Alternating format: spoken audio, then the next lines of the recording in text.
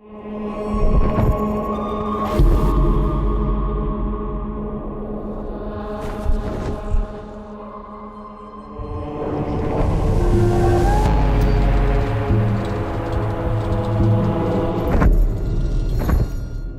Inferno, there's just nowhere to just hang out. You know, I'm just going to go to the jacuzzi area.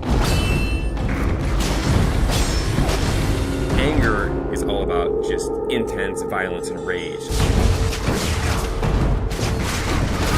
Everything in the world is against you. Cutting limbs off, heads are coming off. Boom, boom, boom. Anger is definitely a level that Dante can sort of unleash his fury in.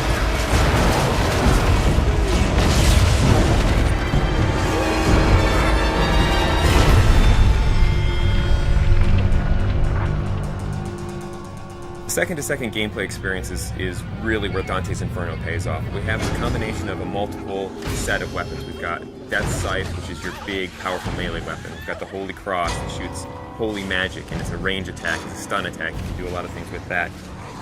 In addition to that, we have magic. You'll have magic powers that are on the righteous side and the unholy side. If you're in trouble and you want to get out of the way or jump in the air or roll over there, whip out the scythe, blast with the cross, all those things just kind of lead into each other. You don't kind of have to start up something else. The main thing is you have a big ass scythe in your hand. We had like a sword at first. It wasn't feeling right. It just felt small and puny. The scythe's the thing here. That's almost the other character in there. The scythe that Dante uses is actually Death's Scythe. It's dark, it's evil, it's punishing, it's sharp.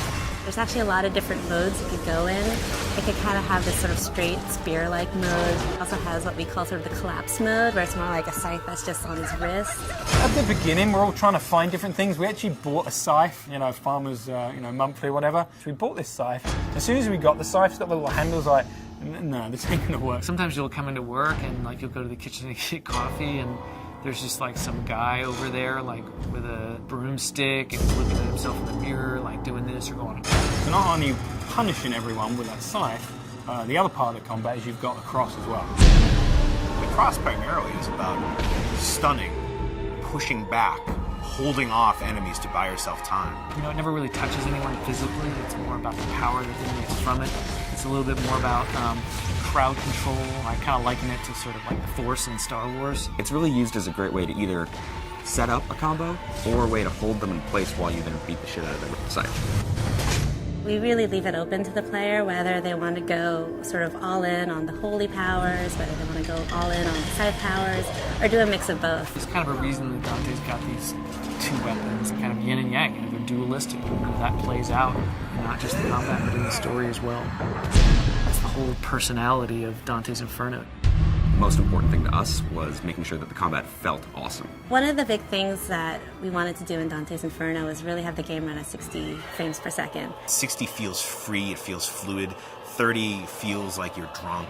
I mean, we did some tests, where we took 30 and we took 60. You can totally tell the difference. As soon as you go to 60, you just see the flow, you see the trails, the scythes leaving behind, and just the smoothness.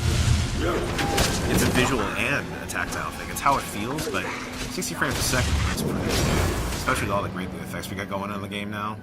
Sassy.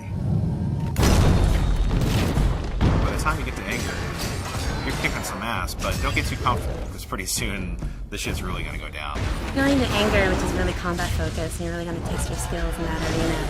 Then you're going to go into heresy, which I think will make you think about certain things that you may not normally think about in a video game. Dante starts to go wild.